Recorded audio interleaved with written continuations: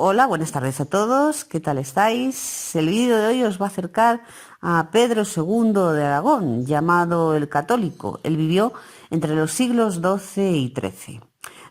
Considera en la historia que el título de el Católico era poco acertado, ya que se caracterizó nuestro Pedro de Aragón por su vida ajetreada y libertina. Pero bueno, no era extraño en esos siglos que los reyes tuvieran carta blanca para hacer lo que les viniese en gana. Pedro II vivió una época con bastantes frentes abiertos. Por un lado estaban los ataques continuos de los musulmanes que intentaban reconquistar los territorios que habían ido perdiendo durante el último siglo. Por otro lado, se encontraba con luchas territoriales en el sur de Francia entre él y los nobles franceses.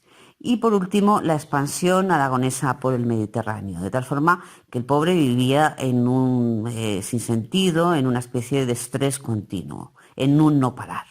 Aún así, fue un buen rey, en una visión general, con algún que otro logro. A pesar de que la mayoría de las veces pensaba más con la entrepierna, se caracterizaba por ser un señor bastante gozoso del tema de las mujeres. También de vez en cuando utilizaba la cabeza.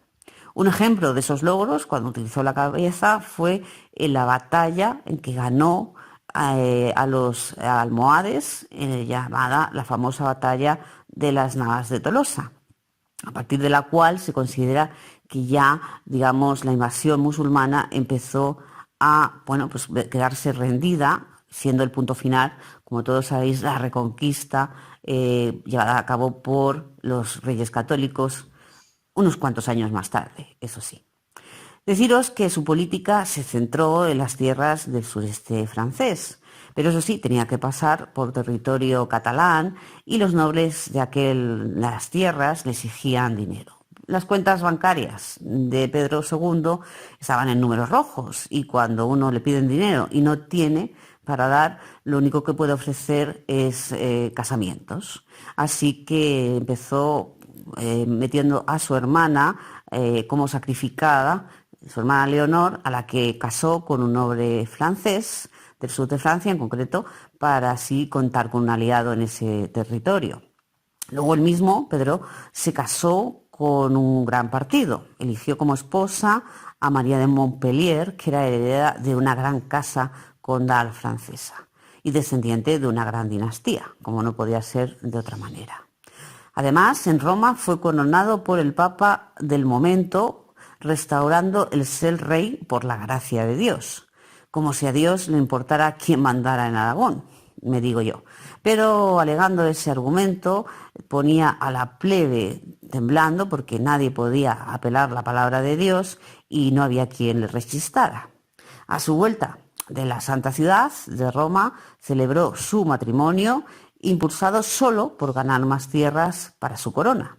Pedro II se arrepintió casi de inmediato de su boda. Solo le interesaban los territorios que su esposa le pudiera aportar y lo demás, pues ya lo cubrían sus numerosas amantes. Eso de yacer en el lecho con su esposa no entraba dentro de su mente.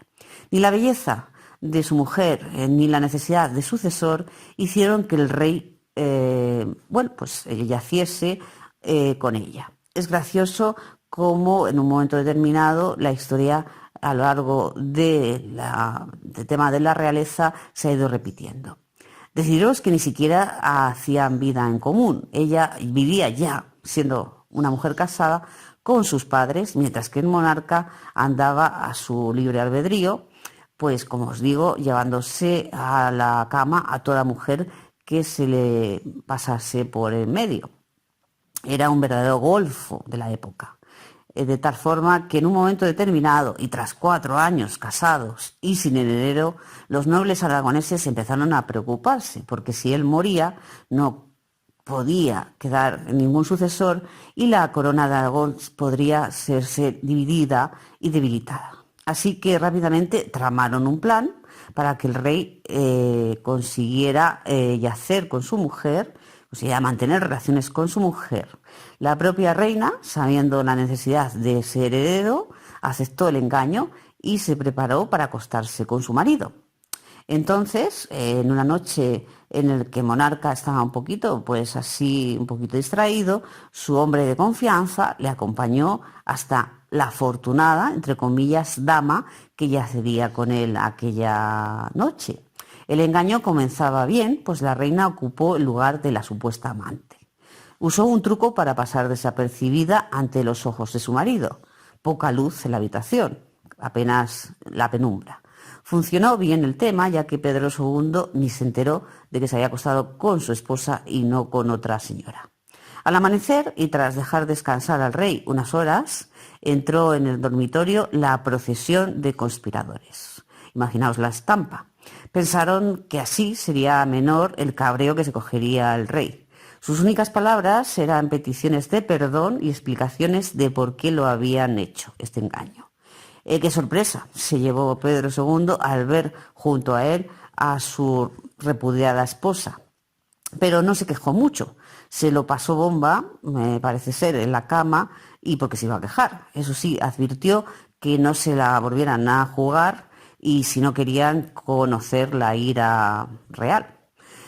Pedro entendió la necesidad de que se había producido ese engaño, ya que causaba la necesidad inmediata de conseguir un heredero. Sin duda, el rey estaba, pues pletórico con una sola noche en la que había conseguido embarazar a su reina. Pero la tranquilidad que ganaron los nobles no fue compartida por el rey. Este era tan mal marido como padre, ya que repudió a su hijo. Se centró en sus tierras francesas y en combatir a un molesto noble francés que digamos en términos un poquito vulgares, le tocaba las narices. Ese noble francés, deciros que era el señor, y lo diré como siempre, francés tan malo mío, Simón IV de Montfort, de la casa de Montfort, Amaury. Pues él fue su gran enemigo, digamos, de alguna manera, para que nos entendamos. Pues él estaba centrado en ese litigio con Simón, nuestro francesito, y entonces pues parecía que no tenía interés por el tema del amor paterno filial. Sin apoyo, solo pudo negociar con su adversario, viendo que con la espada pues no iba a conseguir nada. Y sin hallar un acuerdo, volvió a hacer gala de sus dotes de mal padre y de mal, absolutamente, de hecho no mal, sino nulo amor paternal.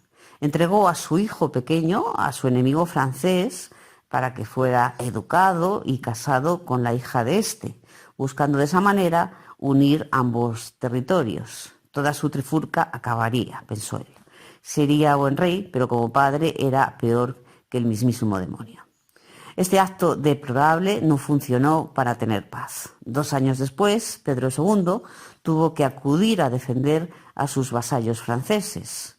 Finalmente tuvo que enfrentarse a su archienemigo francés, el Simón este famoso, en una batalla, con lo que el karma acumulado en su vida actuó para devolverle al rey aragonés todas sus andanzas. Y en dicha batalla llegó el fin de nuestro protagonista. Pedro II murió de forma shakespeariana, a manos del tutor de su hijo y del que podía haber sido su futuro consuegro. Y esto fue lo que le sucedió al rey Pedro II de Aragón 300 años antes de que naciese el dramaturgo William Shakespeare. Y diréis, ¿y por qué tanta historia con Shakespeare? Muy sencillo. Su historia no inspiró a Shakespeare para ninguna de sus obras, pero otro gallo hubiera cantado si en vez de Pedro se hubiese llamado Peter y hubiese nacido en Escocia. Seguro que sí que le habría servido de inspiración.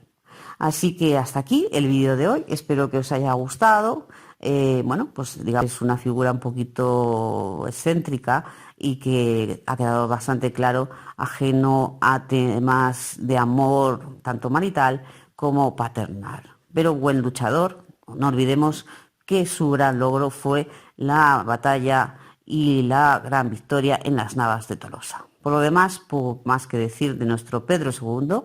Y en cuanto a lo siguiente, como siempre, deciros que muchísimas gracias por visualizarme y que espero que os haya gustado el vídeo. Así que hasta la próxima.